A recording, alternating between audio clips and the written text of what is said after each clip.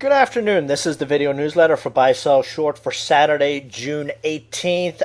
Market losing streak finally came to an end. We had our first positive, albeit slightly positive, week in the last 7 weeks. Even though it was a really frustrating and tough market this week, unless a stock was an absolute turd or on the breath of bankruptcy, it got hammered. Didn't matter. I had great earnings like COOL or MCZ. Stocks were just taken to the woodshed left and right. But as you can see from the Dow 15-minute chart, we are looking at a possible golden cross. That is when the 50-day moving average, the blue line, crosses up through the red line, the 200-day moving average. And going back over the last couple of years, the average gain on such a move has been about 150 points. Could look to see this happen Monday, Tuesday at the latest, and an upside target on that would be around the 12,200 area. If we look at the daily chart on the Dow, even though we've got all these positive days sprinkled in here, the trend continues to be down, and it just continues to be a really tough market. Just when you think we've bottomed, the next day the market's down 100 plus points. Then just when you think the market's going to, just the floor's going to fall out of it, the next day we're up 100 points. Up day on Friday, but it was quadruple riching, so, really, really tough market. One thing to keep an eye on, the four horsemen of the NASDAQ. Netflix, Apple, here you can see Apple, down big on Friday on options expiration. Google, check out Google on Friday. This one was down almost $20. Actually, it was down $20 from its opening high.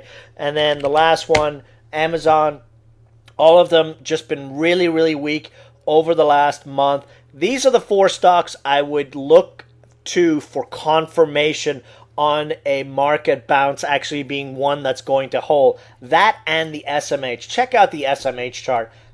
Ugly. This is an ugly chart. But we continue to be within this bullish falling wedge. The 20-day exponential is $2 higher here, and we haven't touched it in, 3 weeks now. And then, these continued down moves on the SMH, just ugly, ugly, ugly. But we are at the 200-day moving average. Same thing on the Russell. Russell, we had that head and shoulders breakdown. It's right here at the 200-day moving average. We go back to the Dow daily chart. 200-day moving average is, essentially one of these red days just below. So typically the 200-day moving average acts as very strong support for stocks and indices. If we do fall through that, things could get really ugly for a little while longer. Just like we expected, the Greece bullshit on Thursday, all of a sudden on Friday, oh yeah, everything's going to be fine and dandy again. And that is probably the news flow we'll see over the next few days, if indeed they're going to push us higher. We are very, very oversold at this stage.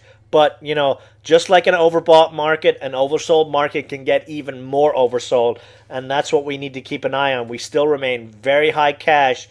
And if we do indeed see a bounce this upcoming week, I'm still going to be approaching it with a half position stance and more of an emphasis on intraday trading versus swinging anything, at least in the near term. Now, one positive thing, if we look at the Dow daily chart, check out the MACD.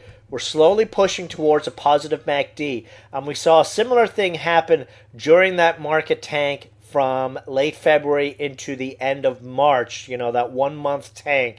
We saw MACD continue to build, and then as we saw the market start to rally, we ended up going on a positive MACD cross, and then off we ran to new highs over the next several weeks. So we could be looking at the same sort of thing as well. We also saw the market bottom around this time last summer. So, we've got some roadmaps of what to expect on this market. Everyone and their mom is extremely bearish right now. All the talk of the double dip recession.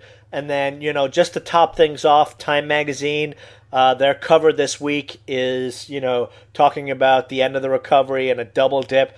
That's actually good for us bulls, because usually when you see these mainstream magazines do this, the opposite happens. They couldn't be more wrong on whenever they call doom or whenever they call hype. So, we've got a couple of positive waves out there. U.S. dollar, that is our big concern. And really, the U.S. dollar, where the dollar goes, the market is going to go opposite. We're still below the 200-day moving average on the dollar, and we could be seeing another little dip here given the action we saw on Friday. So again, it's all going to revolve around whether they want to continue hyping up that Greece BS. And just to put Greece in perspective, even though it's really bad, their GDP, $300 billion. If they were a U.S. state, they'd be the 15th largest state. So just to put things in a little bit of perspective for you. Russell, we already went over that. We don't have a whole lot of stock plays going into this week. NEI is one I really like, this oversold condition. We got a nice big spike on this one on Thursday and then gave it up on the close on Friday. So we're going to be watching that 110 close really, really closely this upcoming week. FCEL Fuel Cell, over the last week, it has been coiling very, very nicely. If you pick some up at 142, you're getting 147, 148 every day. Breakout, a break through 150, and we could see a run up to this 200-day and 50-day moving average here. All the indices look pretty good, or indicators look really good on this one, so definitely one to keep an eye on this week. A couple of plays from the pop scan that look interesting. DVAX tried to break out. 260 is where I would possibly look to getting long on this one, with stops 4 cents lower at the 20-day, and you could see 10 to 20 cents move on this one. RSI trying to peak out. Stochastics has just absolutely flatlined, and the unbalanced volume tells me this one could be in store for a move here in the near term. KKD has been trying to break out over the last week or so. This is one I would probably look for an add on a break of 10 with a target of 11.25 plus. PLUG just absolutely hammered since its reverse split, and then they came out with financing, but it's bottomed out here, and just like WEST, these reverse split stocks tend to have at least one big move on them, and this one, if it got a break of 250, I would be looking to jump into this one with a first target of the 20-day at 272 and then possibly even higher. RSI is trying to break up through the 30 level. Stochastics is pretty strong, and unbalanced volume is rebounding. So this is definitely one to keep an eye on, especially if we've got an upward bias on the market this week. Now, over the last couple of weeks, the junk has been on fire.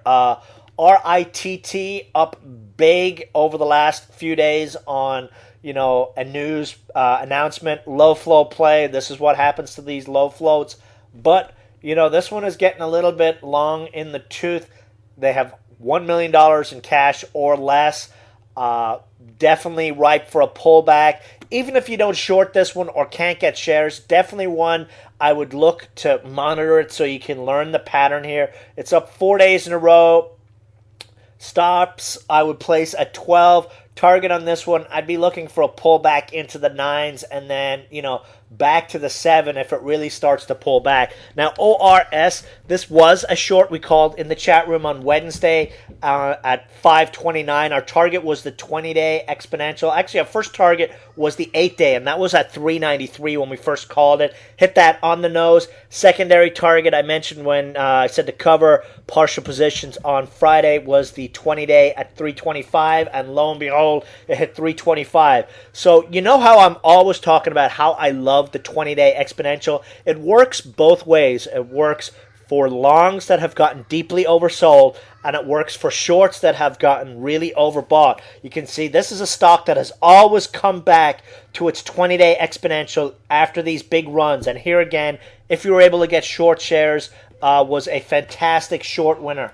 And even if you're not trading plays like ORS or RITT, still look at the charts. We're not doing a whole lot of trading in this market, but this is a perfect time as your high cash to learn what chart indicators and what setups to look for, so that when you get a little bit more confidence or you're feeling a little bit better on the play, you'll know and recognize the chart setup and feel a lot better about it going into the trade down in the future. Last but not least, we've got MOVE, and this is our IPO play for this week. As I mentioned in the alert, we've got the HomeAway IPO vacation rental stock doing an IPO on Tuesday. Market cap estimated to be $2 billion. They do less revenue than MOVE, which is in the same market segment. Its peers are on fire. MOVE, $300 million market cap with $200 million in sales. Buyout target, like I've been talking about over and over. And it's had a nice little pullback during the market retrace. Our big winner last week was ATRN on the Pandora IPO. This is one we called last Friday down there at the 280 level and ended up hitting 406 on IPO day. So MOVE is our play on the HomeAway IPO this week. And actually, if we check out the chart here,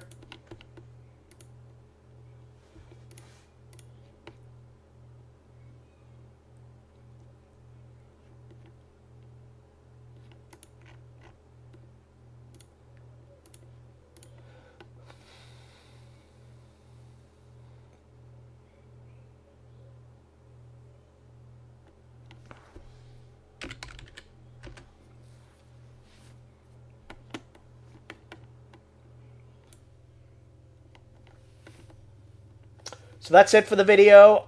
If you've got any questions, feel free to send me an email. Otherwise, have a great Father's Day tomorrow, and I will see you guys in the chat room on Monday. Goodbye.